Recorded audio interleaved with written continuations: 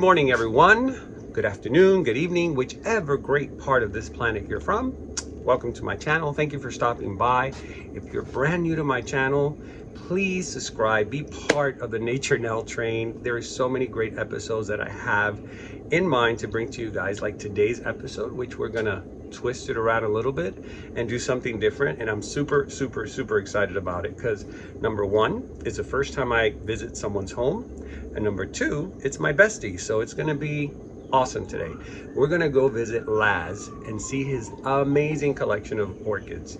Laz, if you guys have seen previous videos on my channel before, he is my bestie who usually goes with me sometimes to the orchid shows and other nurseries, and we have a great time all the time. We're both two big goofballs, so when we get together, it's just constant comedy show. So today it's going to be a lot of fun because he's going to show you what he's been collecting throughout the years. Now, Laz has been an orchid collector for many years, a lot longer than I have. I've been collecting plants since I was like 5 years old, but I didn't get really into the orchid world until I was in my 20s. And I only did phalaenopsis and dendrobiums, you know, the easy stuff. But when I met Laz, he kind of pushed me into more of the exotics, and I learned how to keep them. And so I thank him for that. So today we're going to be part of that story, and I can't wait to share it with you guys. So without further ado, let's hit the road. It's really sunny today, so we put on my shades and the AC because it is a hot day. See you over there.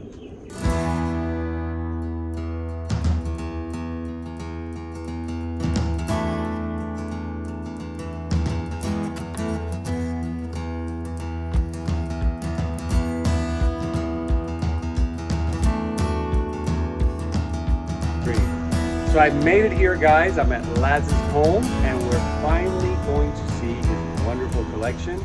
We're going to show you a little journey through his yard and into his terrace. So I hope you like it.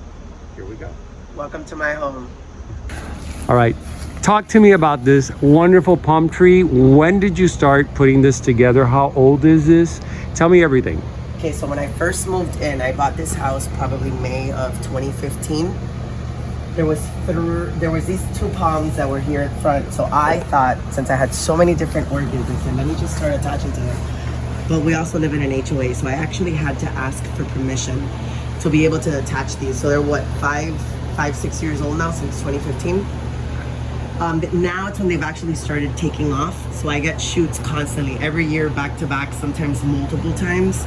And then you have all sorts of things. I mean, that's a Vanda Violeta. This one here? Violeta. Those are... This is beautiful. That flower right there, that cluster of flowers. She continuously goes, I mean, it's constantly blooming, but now she's letting out them two little kikis. It's so pretty. And I love kikis because that means that plant is very happy. Then that was a Schomburgkia that I got. I have no idea on that one, so if anybody knows, it's done well for me. I mean, this was one of the spikes that it just had. And then ever since, I would say after about 2-3 years of attaching it, every single year it's produced these massive spikes. Wow. So I see Spathoglodons from here. Yes. You know I'm a big fan.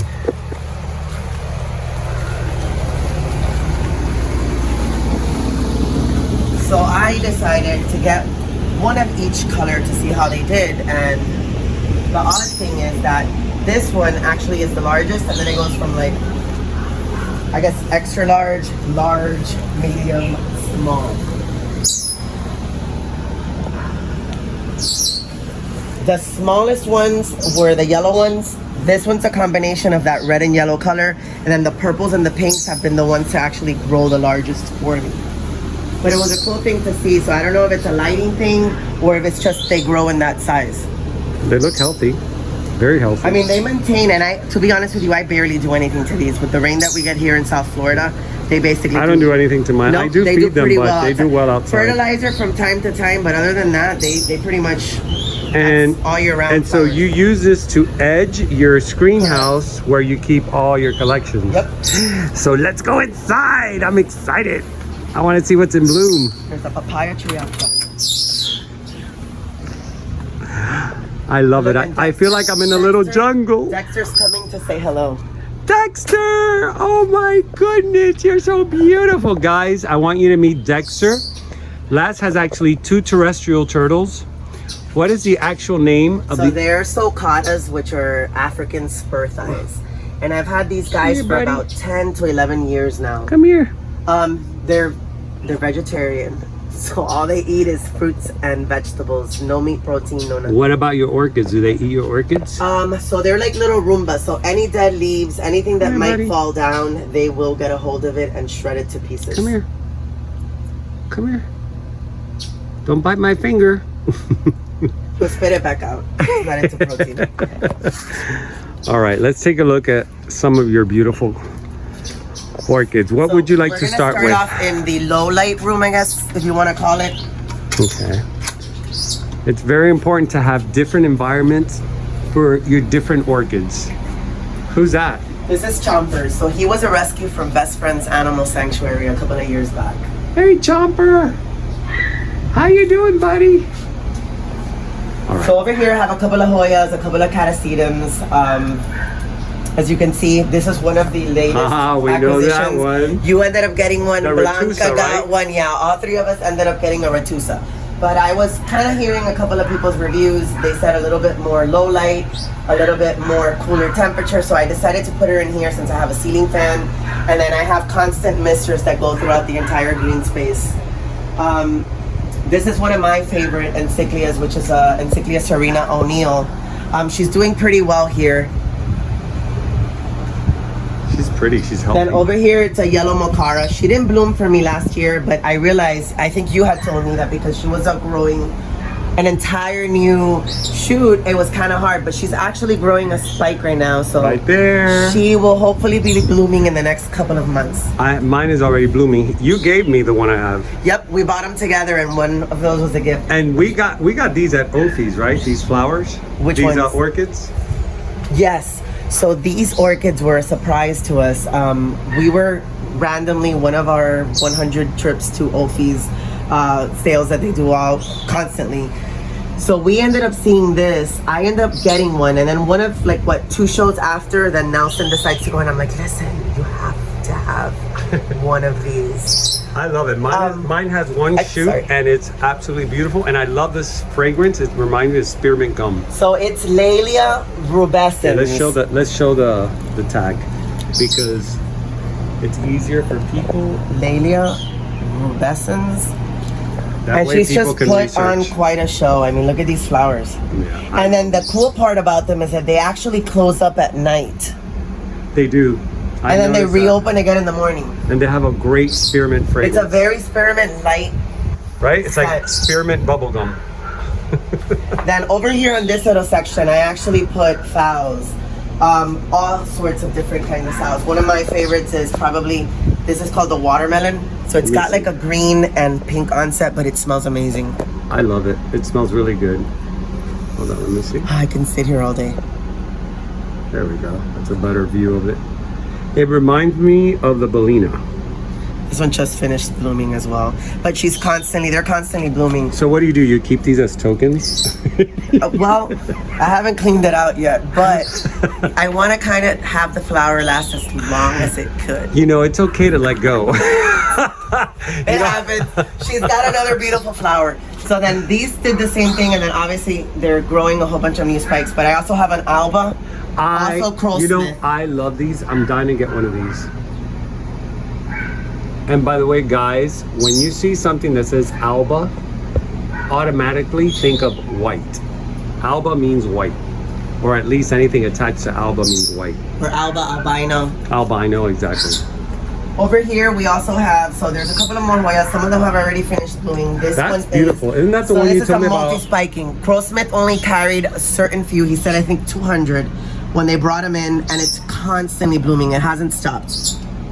Here, I'm gonna give you guys the tag because I know a lot of you told me that you love the fact that I was putting the tags, because this way you can take a screenshot and then do your own research. And if you want to order them, we can give you the name of the place where we got it, which is Cruel Smith, and then just ask them if they still carry this. But this one, you said it was limited, right? Yeah, they only had carried, I think he said a couple of years back, they had about 200 of them in. And then going to these Ophi weekly sales that they were having, you will kind of get lucky. So I always try to go first thing in the morning, because you usually find good finds like that are probably going to be limited. You know that it reminds me a little bit of the Doridus. This one right here. It's right next to the Lalia. Let me see, hold on. Where is it? Yes, that one. The tag's actually on That's that one. a Doridus Paulcherima red. That one's pink. It's light pink? Correct, but if they still grow, the flowers grow the same in that same. Yes. They look like it little looks hangers. just like that one. I love it. All right. I see something here that really, really, really is fascinating. I think I have this one. I'm not sure, and I think I bought it with you, actually. This is a bubble phyllum. Which one is this one? This is the Jim Clarkson, also Crowsmith. So one of my, I would say, favorite things to collect are bubble phylums, just because there's such a variety, so many different colors, so many different crosses. But Crowsmith personally is one of my favorite vendors that carry bubble phylums. I think it's safe to say that they are definitely one of the top orchid This is growers. a bubble phylum fascinator as well. You can see, I mean, she's constantly blooming. So 1, 2, 3, 4. This one has... She's got about 5 spikes coming in. I'm sorry. Dexter was crawling over my foot. I thought he was going to bite my toe. Wow, this one's really pretty. This one, I have one that I bought with you that's now has like 5 or 6 blooms. It looks very similar to this one, so I don't know if it's the same or not. I don't think it's the same. There's just so many different ones. I mean, they're all beautiful. Like I always say, there's no such thing as an ugly orchid. So a lot of the times I found maybe 1 or 2 repeats already in my collection. So that's a great way to maybe trade off with some of your friends or anything like that. I mean, between each other. So show me some more. Show me something different. Show me something that So I have about 23 Hoyas in my collection. This is one of them. This is a Hoya, I believe, Grandiflora. She's not fragrant, but the flowers, I think, look like little dragon heads. You know what it reminds me of? Some people say shooting stars. Some people say, but I think they look like little dragon heads. It reminds me of the Grecham crestwood, but in miniature. Kind of because of the spikes and It everything. looks almost like that dragon head. So she's got more spikes coming in, and then she has a whole other shoot here. So obviously as they get larger, I'm gonna start transferring them into bigger pots. But that's when I first started giving Hoyas a shot. They really like it here. The climate, the area, the humidity is pretty much the same as any of all your other orchids. So it's pretty easy to grow Hoyas if you're already growing orchids. Now I see what I love is orchid walls. Talk to me how long it took you to put this together, and what do you have on this wall, and why do you put it on this side? So there's been it's been a process throughout several years now. When I started off with simple hooks. I said, I love orchids. I have a limited amount of space. I don't know where I'm gonna stick them. And I think most of us have that same problem when it gets to a certain point. So I ended up doing basically pot clips to the wall, so you guys see what it looks like. So these I actually purchased. Ophi's carries them. I mean, a lot of places actually carries them, but the cool part is that you can actually carry different size pots with these. So I can go ahead, and if I have to repot and I start off in a 4-inch, 3-inch pot, I can go ahead and just do it. It clips right back on and it's ready to go.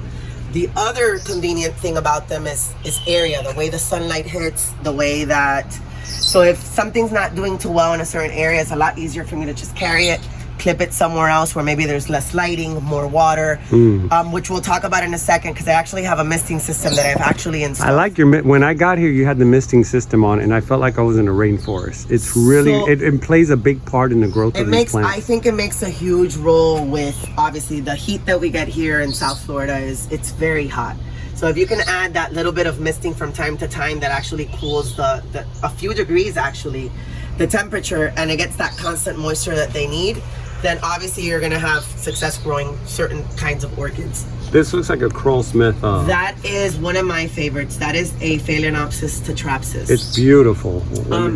I bought it, I believe, in the last big show that they had at Fairchild Tropical Garden. So that was what, like 2 years ago? No, that was 6 months ago. What are you talking? Yeah. Well, you're talking about the one we went to?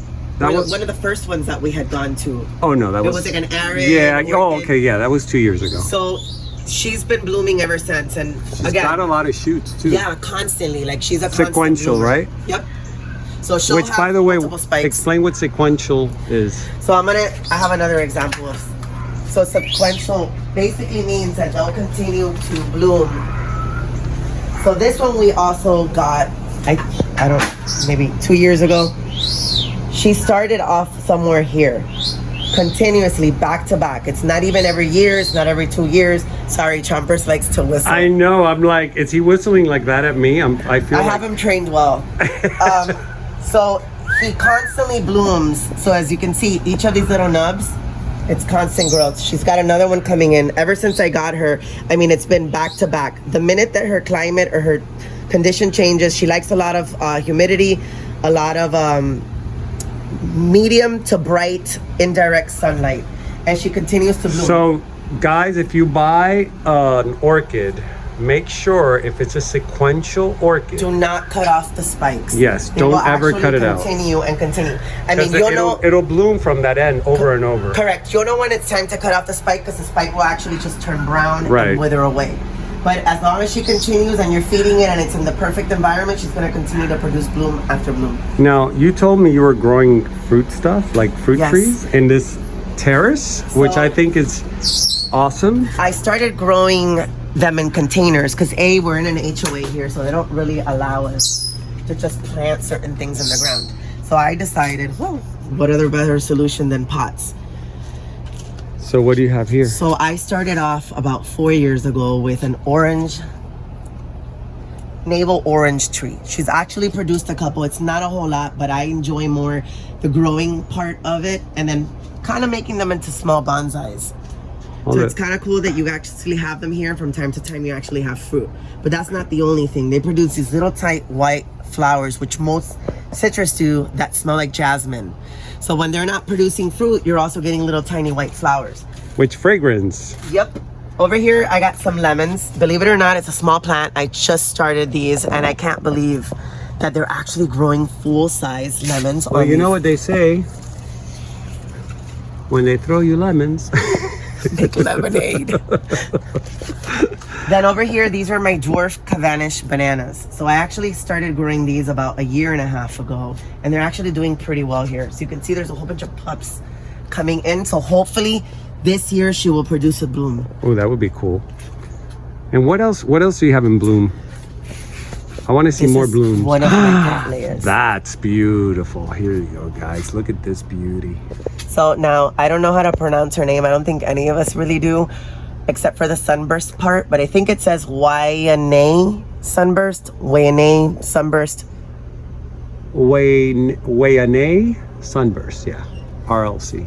And then I do pretty well with my cats here, as you can see. I mean, I've had several cats that are several years old. I love RLCs because even though they're smaller, they just produce a lot more. But they're also fragrant. Yeah. And over here, this is another, she has no ID, but she continuously blooms multiple times a year. I think twice a year she blooms for me. She's gonna give you some babies. She's got 2 sheets and she's got already spikes in there coming in. She's done well on the wall. Again, I have her in an area where she gets a limited amount of misting, but she still gets enough moisture to do well. Yeah, cattleyas are weird. They like to dry out in between. Yeah, they like to dry out. They like light, but they don't like too much light sometimes. They like water. They don't like too much water. So it's like, you got to find that, what do they call it? That over here, there's a lady that perfect slipper. spot. Oh yeah, I love lady slippers. And these, I believe, we got at Ophi. They were little surprises. They always keep things around. We decide to walk around and we always find something to come back home I with. always say that if you want to get like one of those surprise orchids, go to Ophi's. They always have like cool stuff. Over here, I believe this is, well, the tag's a little faded, but I think it's like a marmolaica, also fragrant. They also like low light. As you can see here, some of the leaf tips got burnt. Flower? You know, I have this one and I thought it was a Maxillaria Yamamoto, but that's the yellow. Yeah, that's a yellow coconut smelling one. But you see, she's constantly blooming. She's giving you a lot of They blooms. like a lot of humidity everywhere, but they also like shade. So I put it in certain areas where they're going to be covered by other plants. For example, here there's a little fern growing on top. I have another cymbidium, so I create little shade spots throughout the greenhouse, depending on the kind of orchid that we're gonna go ahead and Now, what's happening on that other side? So over here, I have an orchid curtain. So over here, if I have things that are not in bloom or that I'm not showcasing, because I actually have hooks throughout the house that I'll constantly move them out as they're blooming. But this little area here, I recently started at the last big Miami International show. So I had ended up getting a Stanhopea, and it did well for me. So I decided, I said, you know what? They don't do so well. They're low light. They like a lot of humidity. What more perfect place in South Florida? So this you got in the Miami? No. Not these. I ended up getting a couple of these in Miami. So I already went ahead and I basketed them. This is a Stanhopea conata. I believe the flowers are yellow. So I went ahead, put them in a basket. I said all my other ones have done so well. Because I'm going to research and put an inset of the photo. I said all the other ones have done so well. I said, why not give it a shot? But one of my favorites, it's the Solangeanie Occitana. And this one is a subsequential bloomer, has not stopped blooming since I've gotten it. And this is her spike. Oh my God, that is gorgeous. So here you can see she's already producing her next spike. Is that what I'm smelling? Am I smelling her? Smell. It's, I don't know if... No, I smell something good around here. I don't know what it is. Maybe it's a ceviche you're making inside. Could be that. But, oh, look, we're getting another spike here. So this is a Gongora Gratulabunda. Let me see the tag. I'm actually pretty good with keeping tags, believe it or not, just because it makes it so hard. So, and it's great for me because I can go back and get the flower picture and inset it. But this one actually lets out these long spikes that end up down. So I actually have a small pond here to create that extra humidity. And then I have a couple of fiddle leaves that create more of that shade. So if you look up here, I've actually let the fiddle leaf grow to create more of a shading area. Yeah, you could kind of see it through the jungle. Yeah, there we go. And then I also added another one here. Since these plants get burnt very easily, you have to be very careful with their leaves. So indirect, low light, a lot of humidity, and they seem to be doing very well here. So let's see. Hopefully I'll get blooms, more blooms to come, and I'll take pictures and then let you know. So as a final, since we've seen a couple of things here, I wanted to ask you a couple of questions. When did you have the passion for orchids? When did it start? So I was around the age of 13 or 14 years old. I remember as a kid, I don't know, I think I ended up, my first one was an Oncidium, if I'm not mistaken. I ended up getting it. It did well for me, so I just started collecting. My mom's friends used to come over. We had a little area in the kitchen which was probably not even 10 by 10. So I used to set up little racks, those little Home Depot plastic trays that you used to get, and I started collecting my plants. So I started fertilizing them, reading about them, learning about them. And then my mom's friends would always come over. It never failed. And always say, hey, can you give me one? And my answer was always no. I mean, how Which can you would be ask my a answer kid? as well. Most normal kids don't have a collection of orchids, or at least not. So they thought it was like, oh, just a regular flower. I was like, no, I would feed them, I would water them, I would research on them, and I was not going to just give them away. So that is, I say, how my passion started. I mean, did you ever work in the industry of orchids, or did you? I did. So I was actually working at a doctor's office for about 7 years. Right next to them, there was a space that was open, and I'll never forget. Their name was Orchids by Night. They're not around anymore, but I think that because I already had the love for orchids and I was already working a full-time job, that was kind of like my little escape. So I would work every day till about 5, 6 o'clock, then go next door and kind of help out in their little nursery green space. And I would learn so much about plants. Not only did I do that, but I also learned how to actually create environments? Not environments. Arrangements? They would actually do arrangements. So that's where I started learning about, plants and making arrangements and stuff like that. So now I make my own, and I have them inside of the house as displays. That's awesome. So it's just, I want the viewers to get an idea of what it takes to have something like this. This is not something that's overnight. Nope. plants teach you a lot of patience, and if you don't have it, it's not something that you're going to have an easy time with if you don't. And right? a lot of them are different. They're just like, I mean, I don't have any children, but they're like children. They all have their own preferences. They all have my their kids. own. So some of them like to be dry in between. Some of them like constant humidity. Some of them have. So, but you learn what they like. You don't just leave something there. If it's not doing well, you know what? You have to relocate it and move it somewhere else. Yeah. If it dies there, then guess what? It's your fault. Right. It's true. So trial and error. But you know what I say? Dying is just another test that you took, and now you have to. It's trial and error. Right. You know what works, what doesn't, and everyone's different. Don't feel bad about killing a plant. No, especially when you have over 300 or 400 of them. Yes, I can vouch for that. But I can say that when you do have this many plants, it's usually because you've reached a point where you don't harm or kill many of them. Right. So everything thrives, everything goes. Why are you going to keep getting something if it's going to continue dying, correct? Right. And don't get me wrong. I mean, even though I do pretty well, there's certain things that I personally can't keep alive. Maybe it's the weather here in South Florida, whatever it is. I've tried it. I gave it a shot maybe once or twice. If it doesn't work for me, then you know what? I'm going to go with something that does work. And it'll keep you motivated. And it'll keep you motivated. So I just want to close up with saying that in your space alone, you have managed to create so many different environments for each specific orchid that it's very impressive. And what I want my viewers to know is that this happens with time and studying your plant. So if your orchids die, if your plants die, do not be demotivated. Just look at it as, okay, that was a test I took and I didn't get 100. I got maybe a 60.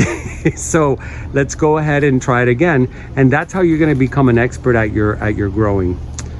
You know, I was going to ask you if you can put on your misters so I can show sort of like how it looks like from far away. So I ended up creating a DIY misting thing.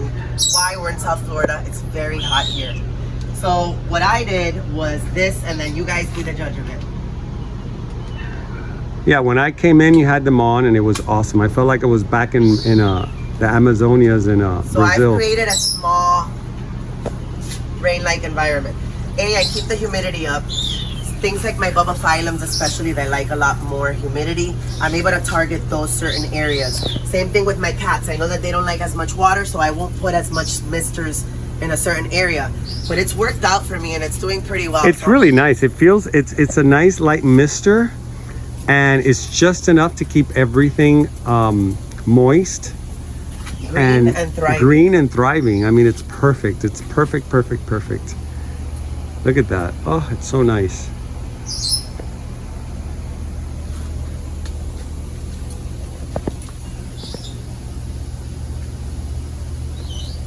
All right, folks, that is the end of this episode. I hope you guys enjoyed my first episode of a home visit. The first of many to come. And I want to thank Lazaro for allowing us to come into his home and show his orchid collection. Is there anything you'd like to say? No, I just want to say thank you for allowing me to have this opportunity, and we would love to see more of your spaces coming soon. Oh, it will happen. And by the way, there's a show coming up which we may be doing a road trip, and if you guys want to go and meet us and hang out and just tell us your story, this would be a great opportunity. Do you have the information? Yes, so November 5th through 7th, they're actually going to have the first International Vanda and Slipper Orchid Symposium. You're going to have 2.5 days of orchids and fun and activities, world famous speakers, international orchid vendors, AOS judging, barbecue and auction, and Cole Smith Nursery's open house. That's which where I'm going. You all know is one of my favorite vendors when it comes to bulbophyllums. So looking forward to seeing all you guys there, and thanks again for watching. I'm Nelson. Laz. And always, keep it green.